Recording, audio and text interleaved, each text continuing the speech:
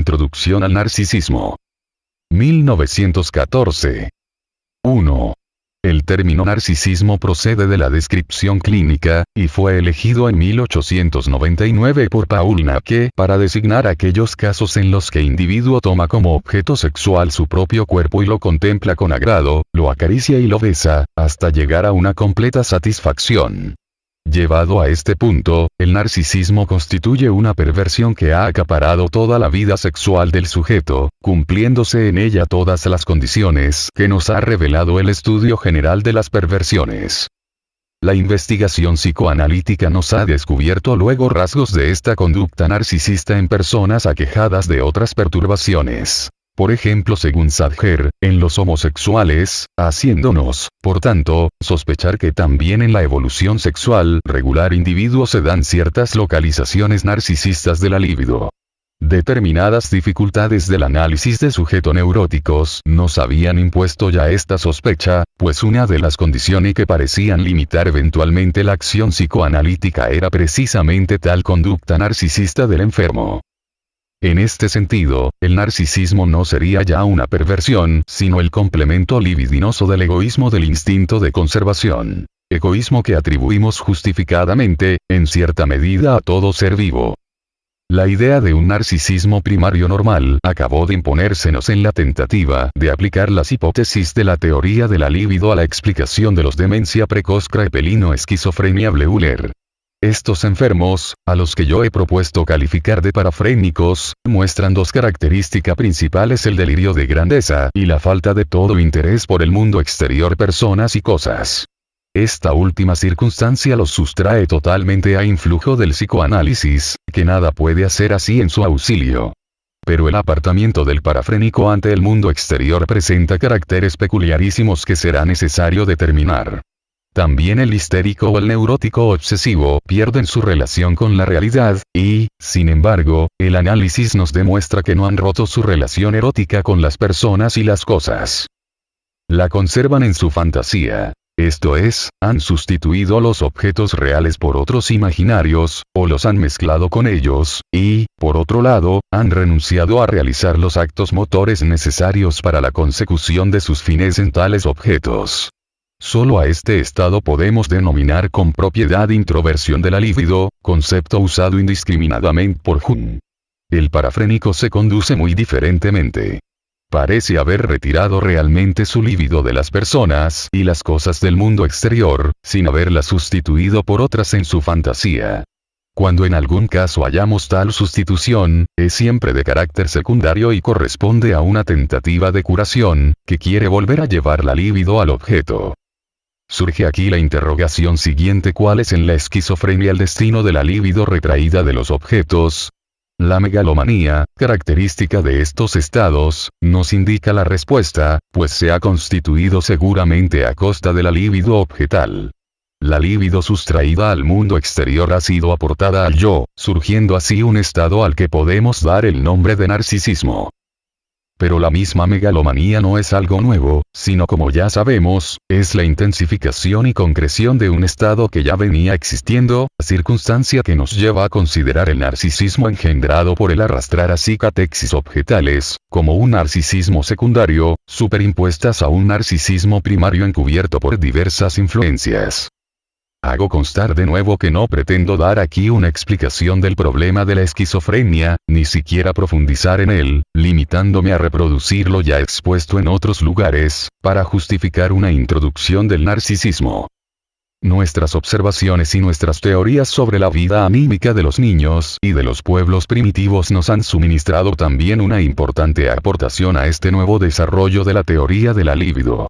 La vida anímica infantil y primitiva muestra, en efecto, ciertos rasgos que si se presentaran aislados habrían de ser atribuidos a la megalomanía: una hiperestimación del poder de sus deseos y sus actos mentales, la omnipotencia de las ideas, una fe en la fuerza mágica de las palabras y una técnica contra el mundo exterior, la magia, que se nos muestra como una aplicación consecuente de tales premisas megalómanas. En el niño de nuestros días, cuya evolución nos es mucho menos transparente, suponemos una actitud análoga ante el mundo exterior. Nos formamos así la idea de una carga libidinosa primitiva del yo, de la cual parte de ella se destina a cargar los objetos, pero que en el fondo continúa subsistente como tal, viniendo a ser con respecto a las cargas de los objetos lo que el cuerpo de un protozoo con relación a los pseudópodos de él destacados. Esta parte de la localización de la libido tenía que permanecer oculta a nuestra investigación inicial, al tomar esta su punto de partida en los síntomas neuróticos.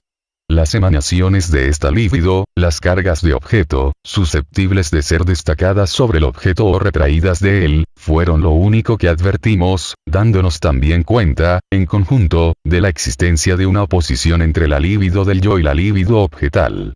Cuando mayor es la primera, tanto más pobre es la segunda. La libido objetal nos parece alcanzar su máximo desarrollo en el amor, el cual se nos presenta como una disolución de la propia personalidad en favor de la carga de objeto, y tiene su antítesis en la fantasía paranoica o autopercepción del fin del mundo. Por último, y con respecto a la diferenciación de las energías psíquicas, concluimos que en un principio se encuentran estrechamente unidas, sin que nuestro análisis pueda aún diferenciarla, y que solo la carga de objetos hace posible distinguir una energía sexual, la libido, de una energía de los instintos del yo. Antes de seguir adelante he de resolver dos interrogaciones que nos conducen al nódulo del mismo tema. Primera, ¿qué relación puede existir entre el narcisismo, del que ahora tratamos, y el autoerotismo, que hemos descrito como un estado primario de la libido? Segunda, si atribuimos al yo una carga primaria de libido, ¿para qué precisamos diferenciar una libido sexual de una energía no sexual de los instintos del yo? ¿La hipótesis básica de una energía psíquica unitaria no nos ahorraría acaso todas las dificultades que presenta la diferenciación entre energía de los instintos del yo y libido del yo y libido objetal? Con respecto a la primera pregunta, haremos ya observar que la hipótesis de que en el individuo no existe, desde un principio, una unidad comparable al yo, es absolutamente necesaria. El yo tiene que ser desarrollado. En cambio, los instintos autoeróticos son primordiales. Para constituir el narcisismo ha de venir a agregarse al autoerotismo algún otro elemento, un nuevo acto psíquico. La invitación a responder de un modo decisivo a la segunda interrogación ha de despertar cierto disgusto en todo analista. Repugnamos, en efecto, abandonar la observación por discusiones teóricas estériles. Pero, de todos modos, no debemos sustraernos a una tentativa de explicación. Desde luego, representaciones tales como la de una libido del yo, una energía de los instintos del yo, etc., no son ni muy claras ni muy ricas en contenido, y una teoría especulativa de estas cuestiones tendería, ante todo, a sentar como base un concepto claramente delimitado. Pero, a mi juicio, es precisamente esta la diferencia que separa una teoría especulativa de una ciencia basada en la interpretación de la empiría. Esta última no envidiará a la especulación el privilegio de un fundamento lógicamente inatacable, sino que se contentará con ideas iniciales nebulosas, apenas aprensibles, que esperará aclarar o podrá cambiar por otras en el curso de su desarrollo. Tales ideas no constituyen, en efecto, el fundamento sobre el cual reposa tal ciencia, pues la verdadera base de la misma es únicamente la observación. No forman la base del edificio, sino su coronamiento, y pueden ser sustituidas o suprimidas sin daño alguno. El valor de los conceptos de libido del yo y libido objetal reside principalmente en que proceden de la elaboración de los caracteres íntimos de los procesos neuróticos y psicóticos. La división de la libido es una libido propia del yo y otra que inviste los objetos es la prolongación inevitable de una primera hipótesis que dividió los instintos en instintos del yo e instintos sexuales. Esta primera división me fue impuesta por el análisis de las neurosis puras de transferencia histeria y neurosis obsesiva, y solo sé que todas las demás tentativas de explicar por otros medios estos fenómenos han fracasado rotundamente. Ante la falta de toda teoría de los instintos, cualquiera que fuese su orientación, es lícito, e incluso obligado, llevar consecuentemente adelante cualquier hipótesis, hasta comprobar su acierto o su error. En favor de la hipótesis de una diferenciación primitiva de instintos sexuales e instintos del yo testimonian diversas circunstancias, además de su utilidad en el análisis de las neurosis de transferencia. Concedemos, desde luego, que este testimonio no podría considerarse definitivo por sí solo, pues pudiera tratarse de una energía psíquica indiferente, que solo se convirtiera en líbido en el momento de investir el objeto. Pero nuestra diferenciación corresponde, en primer lugar, a la división corriente de los instintos en dos categorías fundamentales: hambre y amor. En segundo lugar, se apoya en determinadas circunstancias biológicas. El individuo vive realmente una doble existencia, como fin en sí mismo y como eslabón de un encadenamiento al cual sirve independientemente de su voluntad, sino contra ella. Considera la sexualidad como uno de sus fines propios, mientras que, desde otro punto de vista, se advierte claramente que él mismo no es sino un agregado a su plasma germinativo, a cuyo servicio pone sus fuerzas, a cambio de una prima de placer, que no es sino el substrato mortal de una sustancia inmortal quizá. La separación establecida entre los instintos sexuales y los instintos del yo no haría más que reflejar esta doble función del individuo. En tercer lugar, habremos de recordar que todas nuestras ideas provisorias psicológicas habrán de ser adscritas alguna vez a substratos orgánicos, y encontraremos entonces verosímil que sean materias y procesos químicos especiales los que ejerzan la acción de la sexualidad y faciliten la continuación de la vida individual en la de la especie. Por nuestra parte, atendemos también a esta probabilidad, aunque sustituyendo las materias químicas especiales por energías psíquicas especiales. Precisamente porque siempre procuro mantener apartado de la psicología todo pensamiento de otro orden, incluso el biológico, he de confesar ahora que la hipótesis de separar los instintos del yo de los instintos sexuales, o sea la teoría de la libido, no tiene sino una mínima base psicológica y se apoya más bien en fundamento biológico. Así, pues, para no pecar de inconsciente, habré de estar dispuesto a abandonar esta hipótesis en cuanto nuestra labor psicoanalítica nos suministre otra más aceptable sobre los instintos. Pero hasta ahora no lo ha hecho. Puede ser también que la energía sexual, la libido, no sea, allá en el fondo, más que un producto diferencial de la energía general de la psique. Pero tal afirmación no tiene tampoco gran alcance. Se refiere a cosas tan lejanas de los problemas de nuestra observación y tan desconocidas, que se hace tan ocioso discutirla como utilizarla. Seguramente esta identidad primordial es de tan poca utilidad para nuestros fines analíticos como el parentesco primordial de todas las razas humanas para la prueba de parentesco exigida por la autoridad judicial para adjudicar una herencia. Estas especulaciones no nos conducen a nada positivo. Pero como no podemos esperar a que otra ciencia nos procure una teoría decisiva de los instintos, siempre será conveniente comprobar si una síntesis de los fenómenos psicológicos puede arrojar alguna luz sobre aquellos enigmas biológicos fundamentales.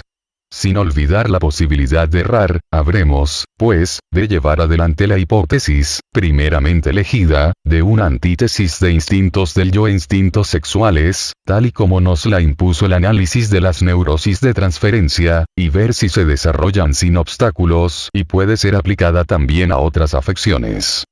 Por ejemplo, a la esquizofrenia.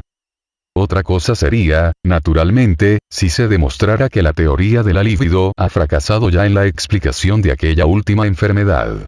C. G. Jung lo ha afirmado así, obligándome con ello a exponer prematuramente observaciones que me hubiese gustado reservar aún algún tiempo. Hubiera preferido seguir hasta su fin el camino iniciado en el análisis del caso Schreber sin haber tenido que exponer ante sus premisas. Pero la afirmación de Jung es por lo menos prematura y muy escasas las pruebas en que la apoya. En primer lugar, aduce equivocadamente mi propio testimonio, afirmando que yo mismo he declarado haberme visto obligado a ampliar el concepto de la libido ante las dificultades del análisis del caso Schreber, esto es, abandonar su contenido sexual, haciendo coincidir la libido con el interés psíquico en general. En una acertada crítica del trabajo de Jung ha demostrado ya Ferenczi lo erróneo de esta interpretación. Por mi parte solo he de confirmar lo dicho por Ferenczi y repetir que jamás he expresado tal renuncia a la teoría de la libido. Otro de los argumentos de Jung, el de que la pérdida de la función normal de la realidad solo puede ser causa de la retracción de la libido, no es un argumento, sino una afirmación gratuita. Itzbex de Question escamotea el problema y ahorra su discusión, pues lo que precisamente habría que investigar es si tal retracción es posible y en qué forma sucede.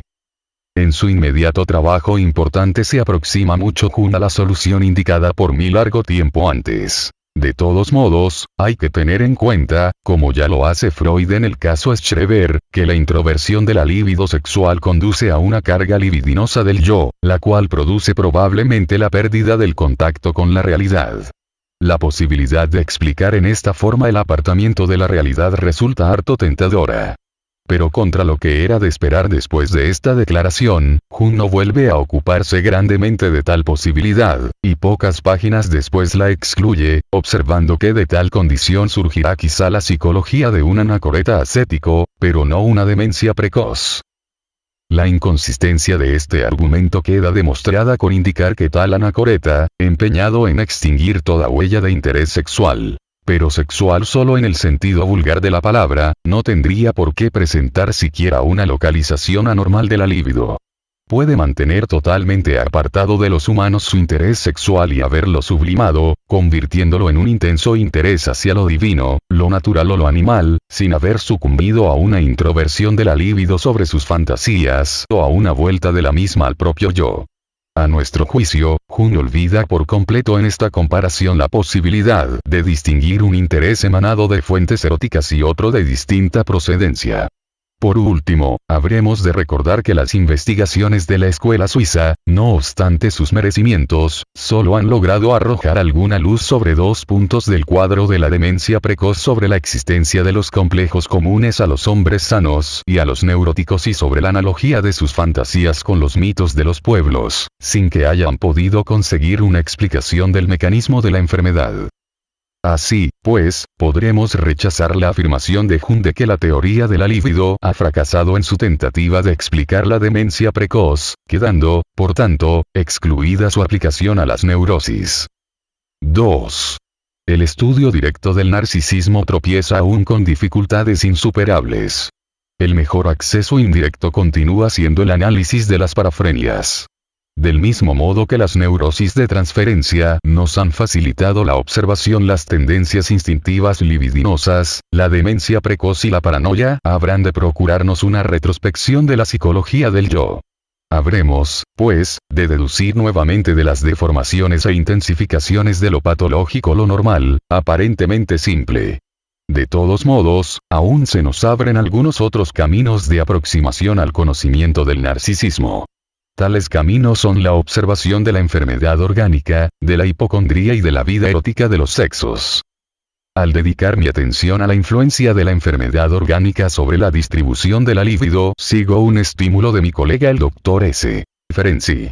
Todos sabemos, y lo consideramos natural, que el individuo aquejado de un dolor o un malestar orgánico cesa de interesarse por el mundo exterior, en cuanto no tiene relación con su dolencia. Una observación más detenida nos muestra que también retira de sus objetos eróticos el interés libidinoso, cesando así de amar mientras sufre. La vulgaridad de este hecho no debe impedirnos darle una expresión en los términos de la teoría de la libido. Diremos, pues, que el enfermo retrae a su yo sus cargas de libido para destacarlas de nuevo hacia la curación. Concentrándose está su alma, dice Wilhelm Busch del poeta con dolor de muelas, en el estrecho hoyo de su molar. La libido y el interés del yo tienen aquí un destino común y vuelven a hacerse indiferenciables. Semejante conducta del enfermo nos parece naturalísima, porque estamos seguros de que también ha de ser la nuestra en igual caso.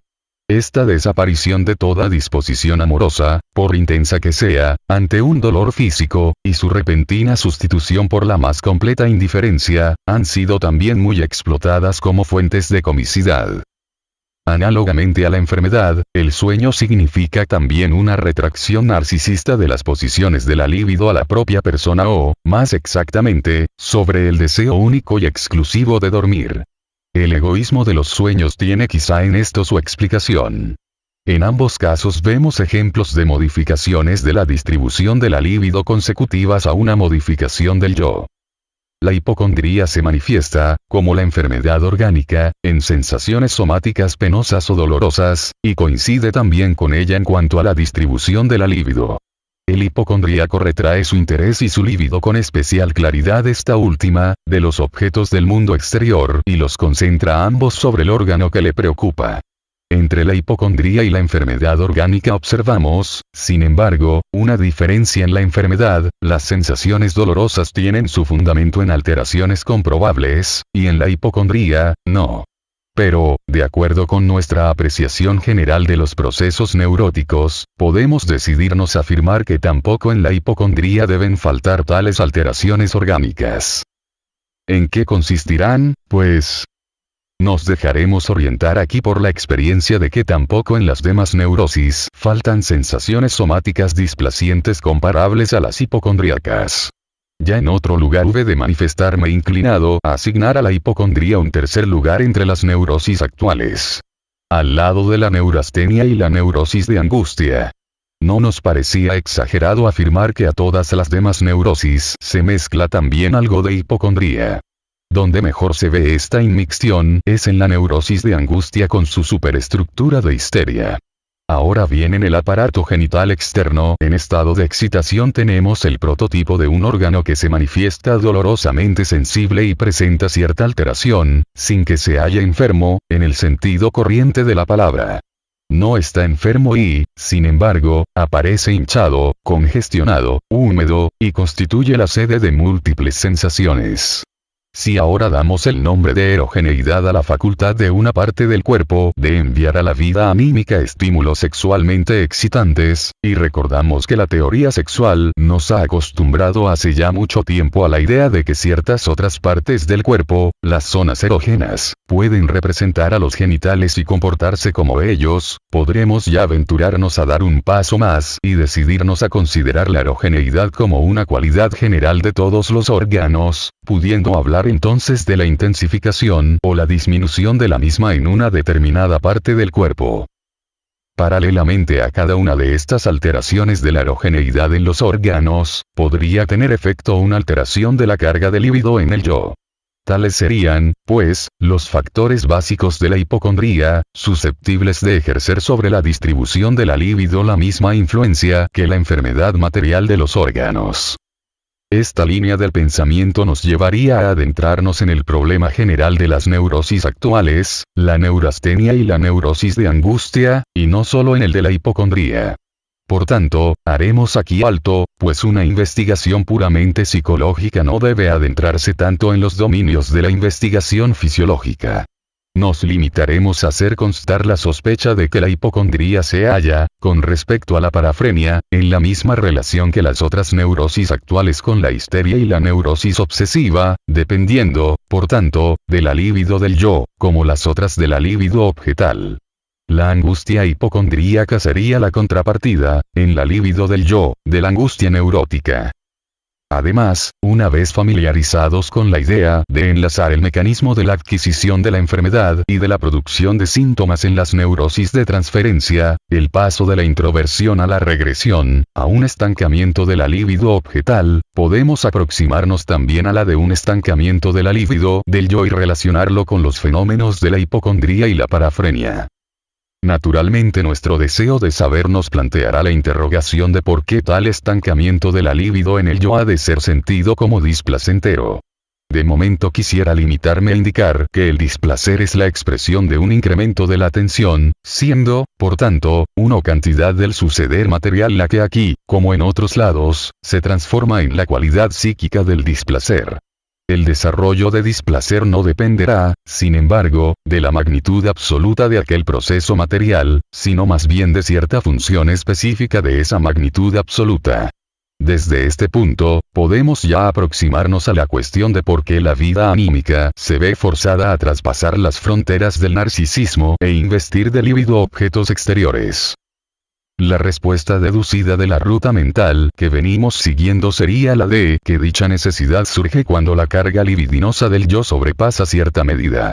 Un intenso egoísmo protege contra la enfermedad. Pero, al fin y al cabo, hemos de comenzar a amar para no enfermar y enfermamos en cuanto una frustración nos impide amar.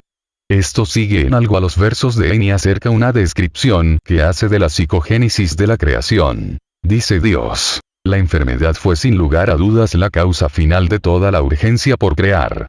Al crear yo me puedo mejorar, creando me pongo sano.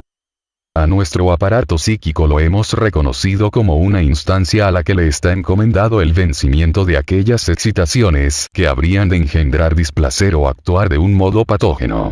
La elaboración psíquica desarrolla extraordinarios rendimientos en cuanto a la derivación interna de excitaciones no susceptibles de una inmediata descarga exterior o cuya descarga exterior inmediata no resulta deseable. Mas para esta elaboración interna es indiferente, en un principio, actuar sobre objetos reales o imaginarios. La diferencia surge después, cuando la orientación de la libido hacia los objetos irreales introversión llega a provocar un estancamiento de la libido.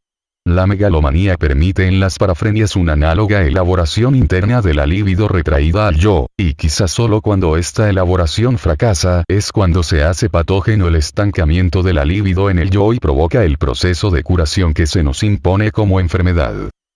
Intentaré penetrar ahora algunos pasos en el mecanismo de la parafrenia, reuniendo aquellas observaciones que me parecen alcanzar ya alguna importancia.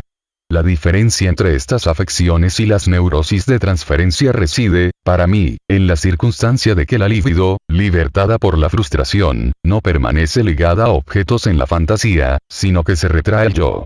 La megalomanía corresponde entonces al dominio psíquico de esta libido aumentada y es la contraparte a la introversión sobre las fantasías en las neurosis de transferencia.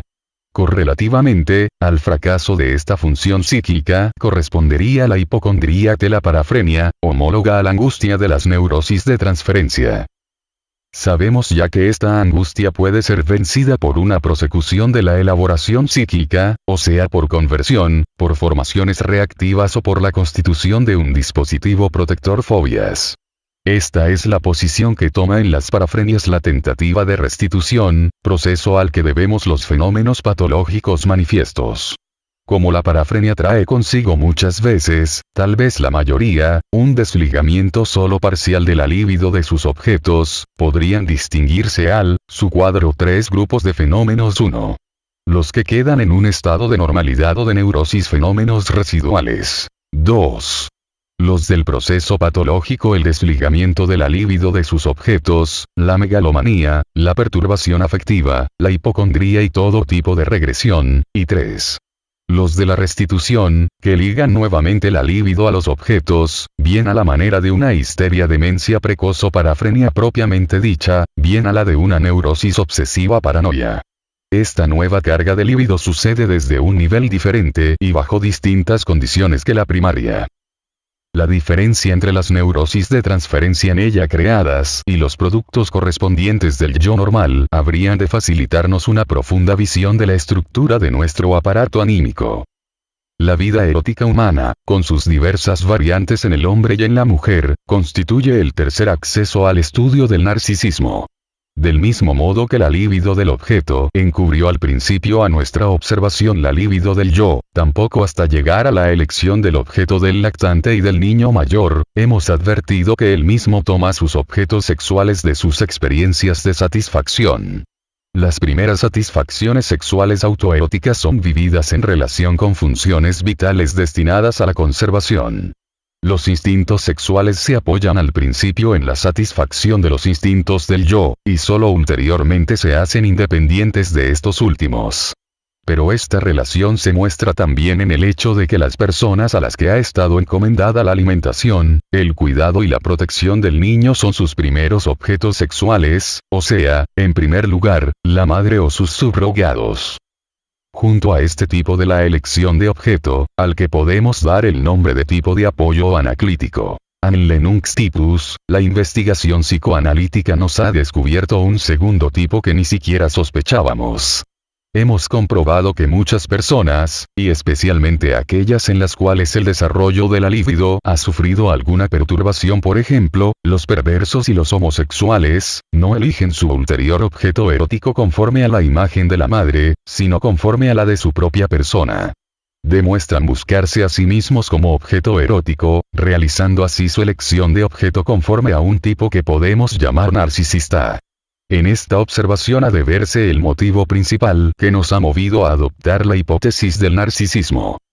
Pero de este descubrimiento no hemos concluido que los hombres se dividan en dos grupos, según realicen su elección de objeto conforme al tipo de apoyo o al tipo narcisista, sino que hemos preferido suponer que el individuo encuentra abiertos ante sí dos caminos distintos para la elección de objeto, pudiendo preferir uno de los dos.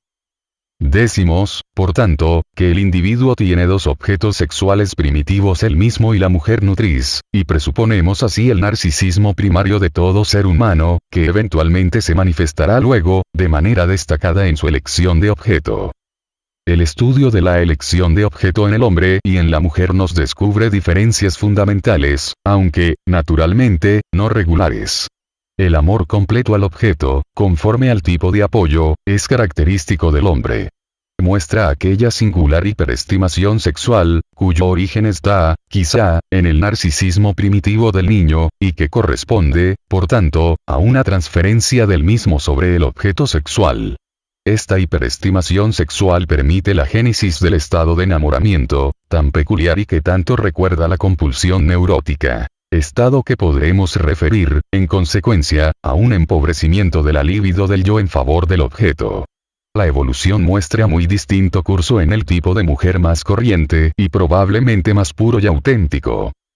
En este tipo de mujer parece surgir, con la pubertad y por el desarrollo de los órganos sexuales femeninos, latentes hasta entonces, una intensificación del narcisismo primitivo, que resulta desfavorable a la estructuración de un amor objetal regular y acompañado de hiperestimación sexual.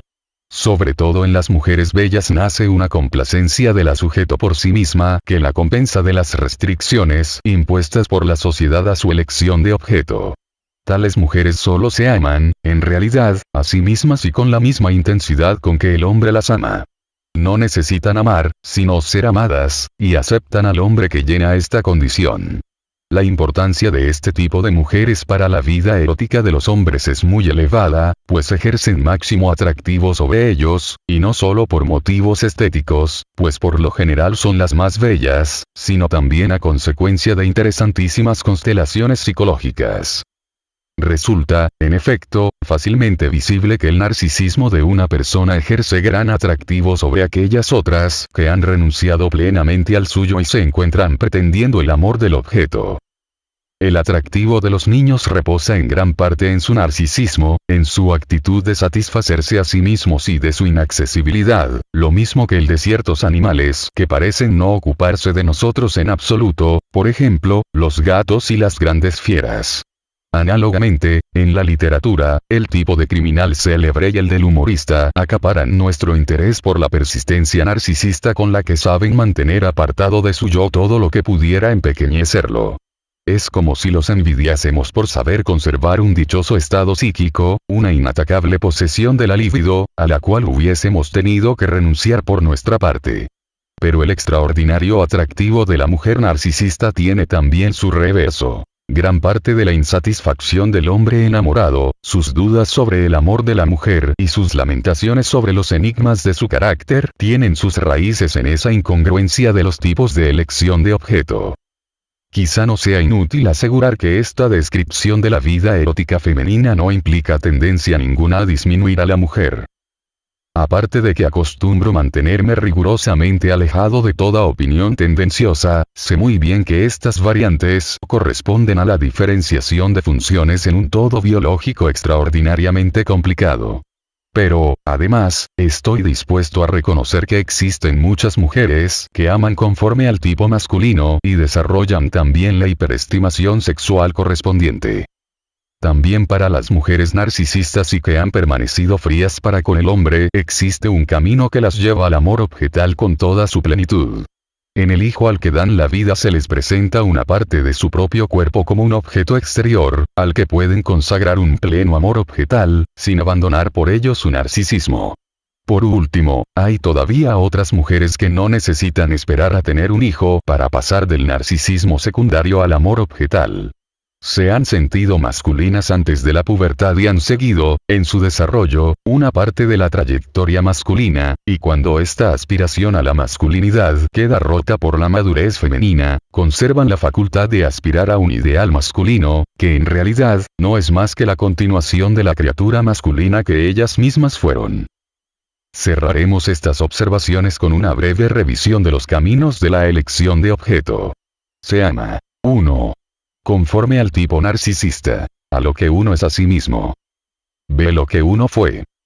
Sé lo que uno quisiera ser. De a la persona que fue una parte de uno mismo. 2. Conforme al tipo de apoyo anaclítico. A la mujer nutriz.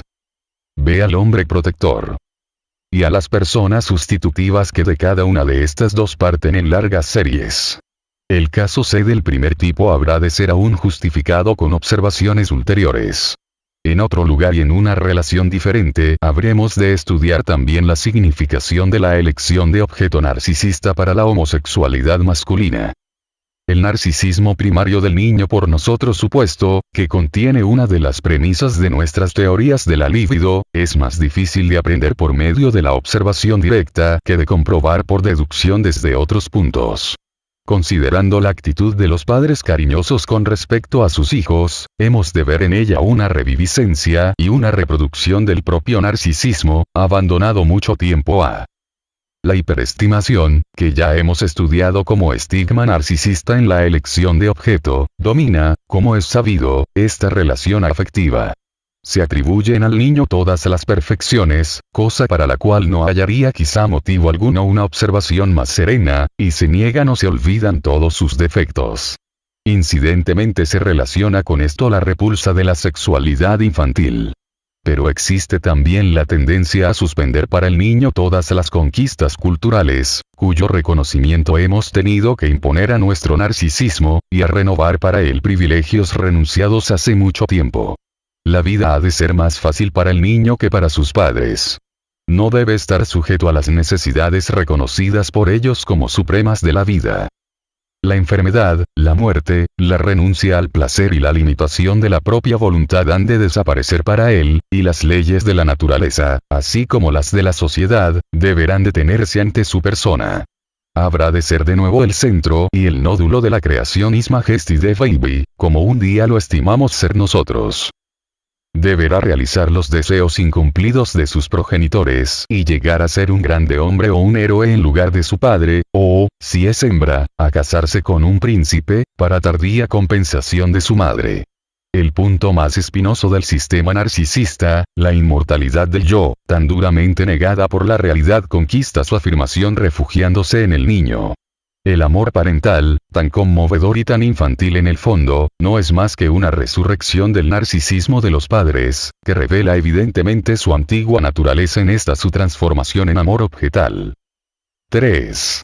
Las perturbaciones a las que está expuesto el narcisismo primitivo del niño, las reacciones con las cuales se defiende de ellas el infantil sujeto y los caminos por los que de este modo es impulsado, constituyen un tema importantísimo, aún no examinado, y que habremos de reservar para un estudio detenido y completo. Por ahora podemos desglosar de este conjunto uno de sus elementos más importantes, el complejo de la castración. Miedo a la pérdida del pene en el niño y envidia del pene en la niña, y examinarlo en relación con la temprana intimidación sexual.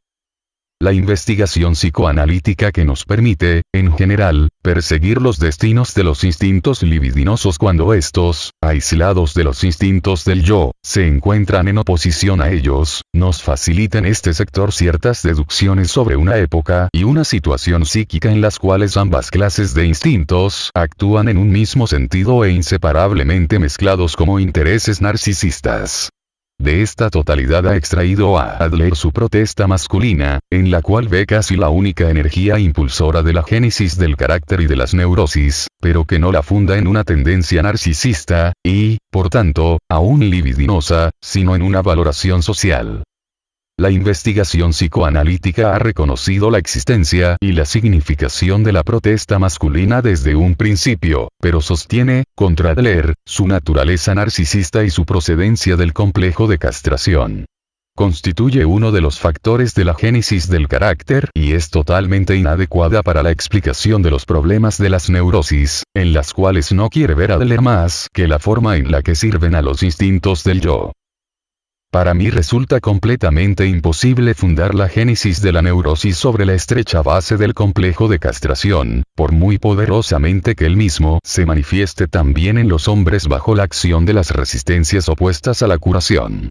Por último, conozco casos de neurosis en los cuales la protesta masculina o, en nuestro sentido el complejo de castración, no desempeña papel patógeno alguno o no aparece en absoluto. La observación del adulto normal nos muestra muy mitigada su antigua megalomanía y muy desvanecidos los caracteres infantiles de los cuales dedujimos su narcisismo infantil. ¿Qué ha sido de la libido del yo? ¿Habremos de suponer que todo su caudal se ha gastado en cargas de objeto? Esta posibilidad contradice todas nuestras deducciones. La psicología de la represión nos indica una solución distinta. Hemos descubierto que las tendencias instintivas libidinosas sucumben a una represión patógena cuando entran en conflicto con las representaciones éticas y culturales del individuo. No queremos en ningún caso significar que el sujeto tenga un mero conocimiento intelectual de la existencia de tales ideas, sino que reconoce en ellas una norma y se somete a sus exigencias. Hemos dicho que la represión parte del yo, pero aún podemos precisar más diciendo que parte de la propia autoestimación del yo. Aquellos mismos impulsos, sucesos, deseos e impresiones que un individuo determinado tolera en sí o, por lo menos, elabora conscientemente, son rechazados por otros con indignación o incluso ahogados antes que puedan llegar a la conciencia. Pero la diferencia que contiene la condición de la expresión puede ser fácilmente expresada en términos que faciliten su consideración desde el punto de vista de la teoría de la libido. Podemos decir que uno de estos sujetos ha construido en sí un ideal, con el cual compara su yo actual, mientras que el otro carece de semejante formación de ideal. La formación de un ideal sería, por parte del yo, la condición de la represión. A este yo ideal se consagra el amor de sí mismo de que en la niñez era objeto el yo real. El narcisismo aparece desplazado sobre este nuevo yo ideal, adornado, como el infantil, con todas las perfecciones. Como siempre en el terreno de la libido, el hombre se demuestra aquí, una vez más, incapaz de renunciar a una satisfacción ya gozada alguna vez. No quiere renunciar a la perfección de su niñez, y ya que no pudo mantenerla ante las enseñanzas recibidas durante su desarrollo y ante el despertar de su propio juicio, intenta conquistarla de nuevo bajo la forma del ideal del yo. Aquello que proyecta ante sí como su ideal es la sustitución del perdido narcisismo de su niñez, en el cual era él mismo su propio ideal. Examinemos ahora las relaciones de esta formación de un ideal con la sublimación.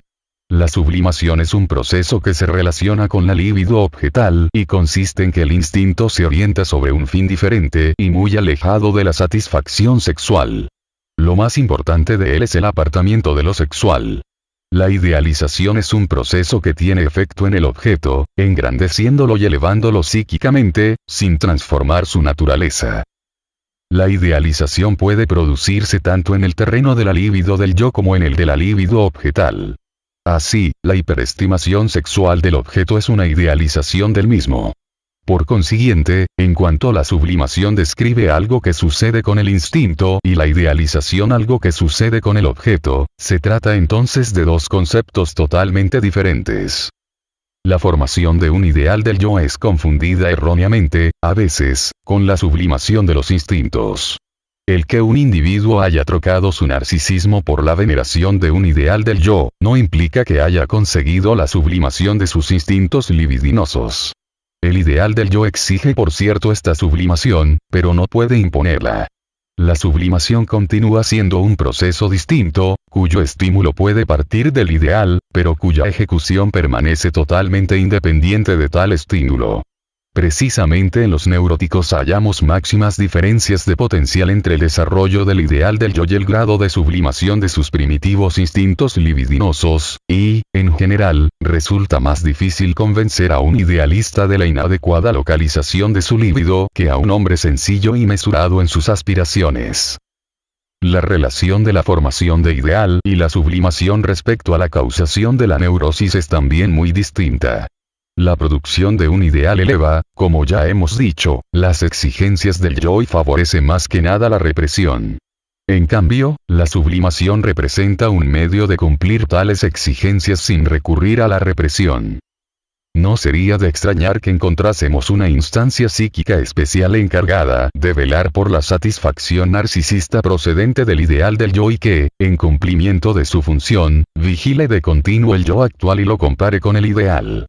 Si tal instancia existe, no nos sorprenderá nada descubrirla, pues reconoceremos en el acto en ella aquello a lo que damos el nombre de conciencia.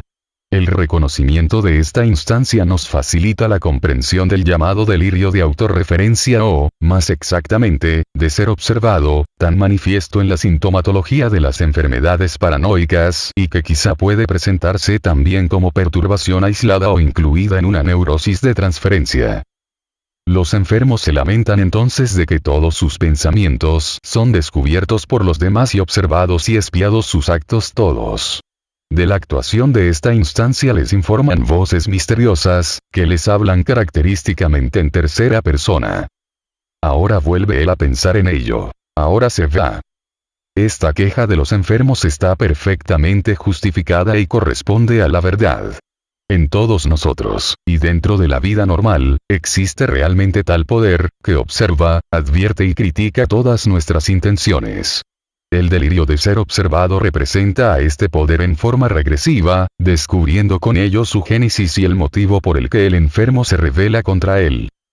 El estímulo para la formación del ideal del yo, cuya vigilancia está encomendada a la conciencia, tuvo su punto de partida en la influencia crítica ejercida, de viva voz, por los padres, a los cuales se agrega luego los educadores, los profesores y, por último, toda la multitud innumerable de las personas del medio social correspondiente, los compañeros, la opinión pública. De este modo son atraídas a la formación del ideal narcisista del yo grandes magnitudes de líbido esencialmente homosexual y encuentran en la conservación del mismo una derivación y una satisfacción. La institución de la conciencia fue primero una encarnación de la crítica parental y luego de la crítica de la sociedad, un proceso como el que se repite en la génesis de una tendencia a la represión, provocada por una prohibición o un obstáculo exterior.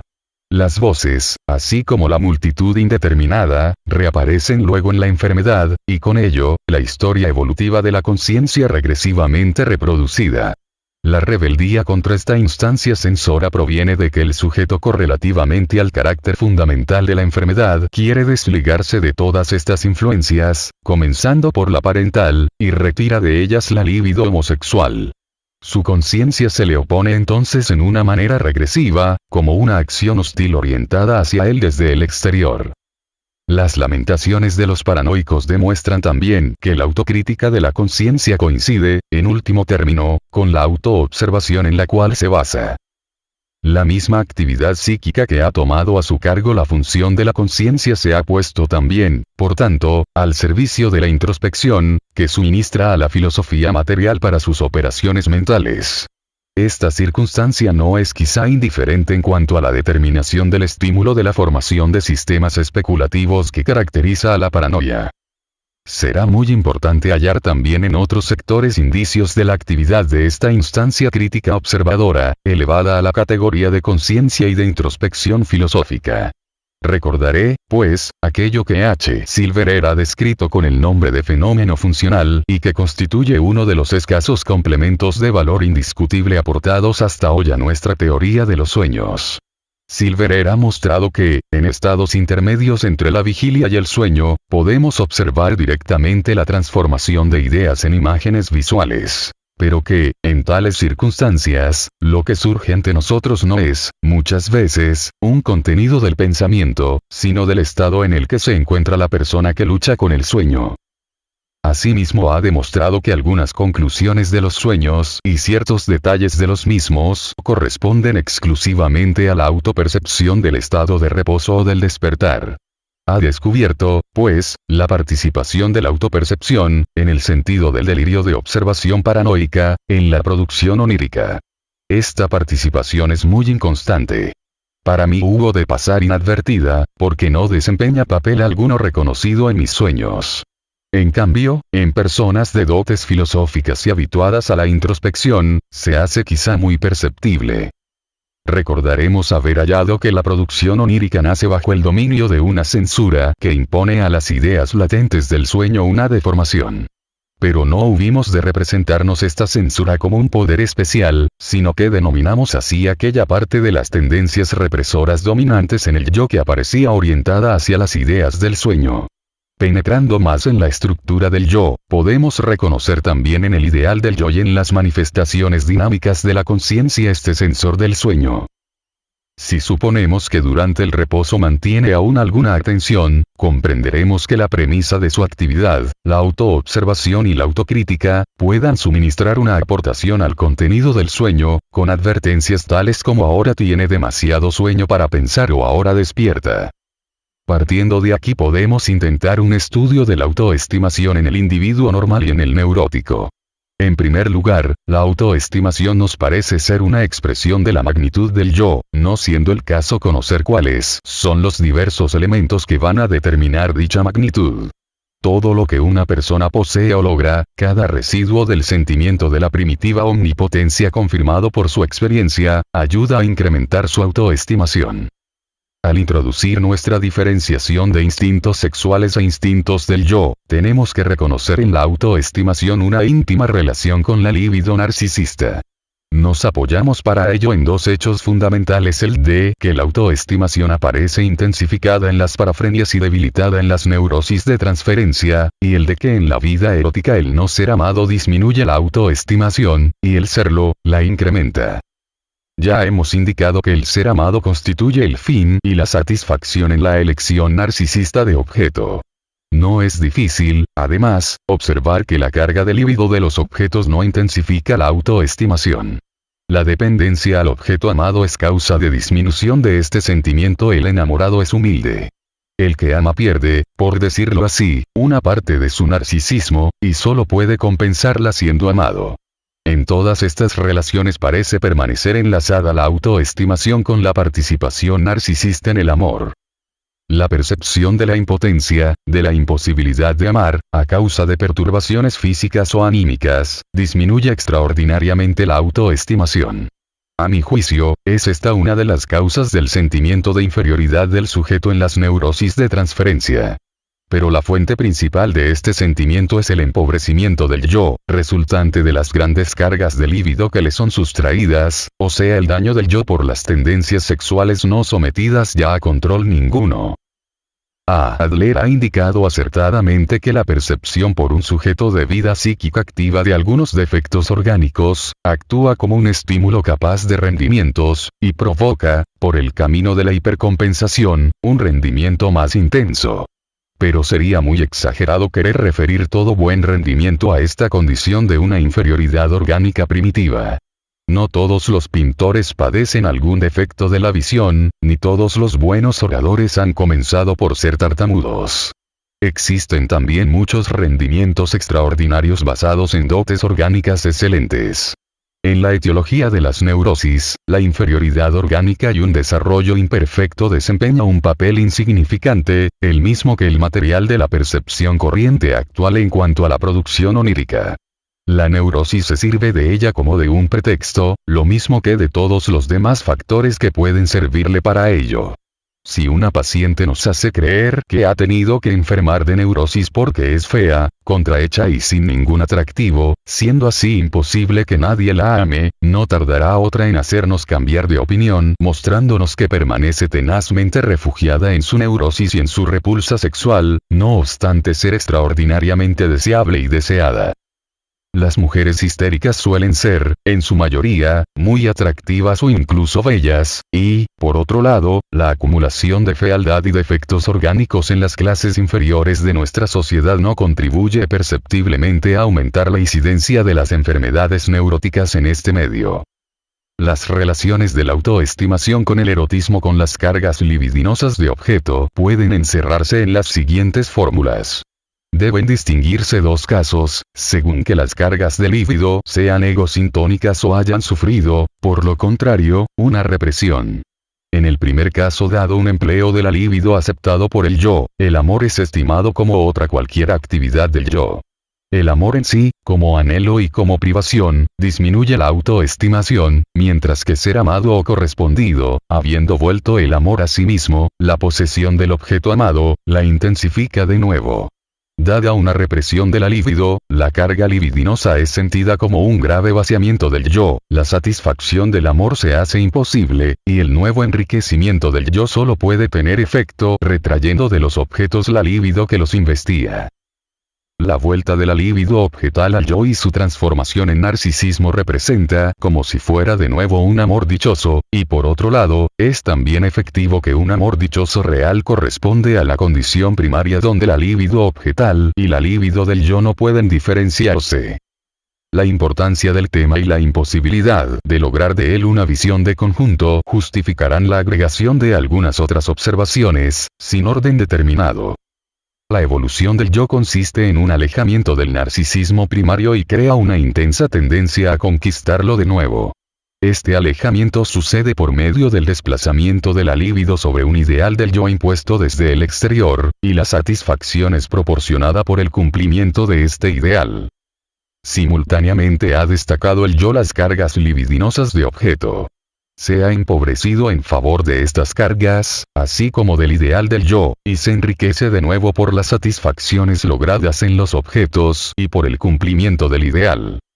Una parte de la autoestima es primaria, el residuo del narcisismo infantil. Otra procede de la omnipotencia confirmada por la experiencia del cumplimiento del ideal. Y una tercera, de la satisfacción de la libido objetal. El ideal del yo ha conseguido la satisfacción de la libido en los objetos bajo condiciones muy difíciles, renunciando a una parte de la misma, considerada rechazable por su censor. En aquellos casos en los que no ha llegado a desarrollarse tal ideal, la tendencia sexual de que se trate entra a formar parte de la personalidad del sujeto en forma de perversión. El ser humano cifra su felicidad en volver a ser su propio ideal una vez más como lo era en su infancia, tanto con respecto a sus tendencias sexuales como a otras tendencias. El enamoramiento consiste en una afluencia de la libido del yo al objeto. Tiene el poder de levantar represiones y volver a instituir perversiones. Exalta el objeto sexual a la categoría de ideal sexual. Dado que tiene afecto, según el tipo de elección de objeto por apoyo, y sobre la base de la realización de condiciones eróticas infantiles, podemos decir todo lo que cumple estas condiciones eróticas es idealizado. El ideal sexual puede entrar en una interesante relación auxiliar con el ideal del yo.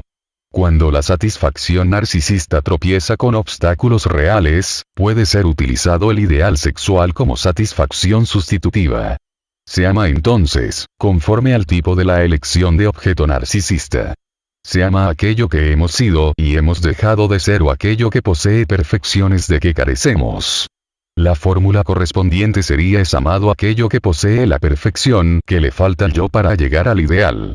Este caso complementario entraña una importancia especial para el neurótico, en el cual ha quedado empobrecido el yo por las excesivas cargas de objeto e incapacitado para alcanzar su ideal.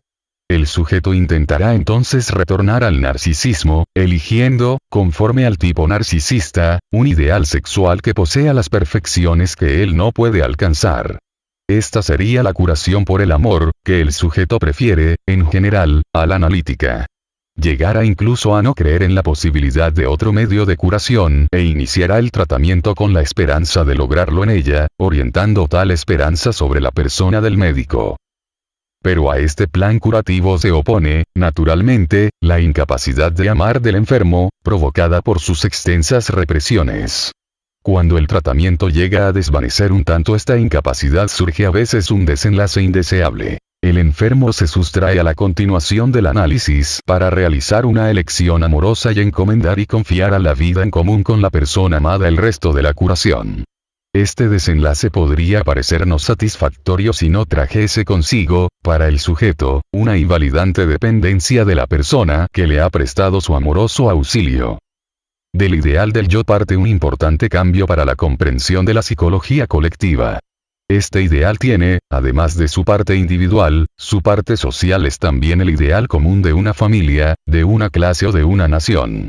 Además de la libido narcisista, atrae así gran magnitud de la libido homosexual, que ha retornado al yo. La insatisfacción provocada por el incumplimiento de este ideal deja eventualmente en libertad un acopio de la libido homosexual, que se convierte en conciencia de culpa-angustia social. La conciencia de culpa fue, originariamente, miedo al castigo de los padres o, más exactamente, a perder el amor de los mismos. Más tarde, los padres quedan sustituidos por un indefinido número de compañeros. La frecuente causación de la paranoia por una mortificación del yo. Esto es, por la frustración de satisfacción en el campo del ideal de yo, se nos hace así comprensible, e igualmente la coincidencia de la idealización y la sublimación en el ideal del yo como la involución de las sublimaciones y la eventual transformación de los ideales en trastornos parafrénicos.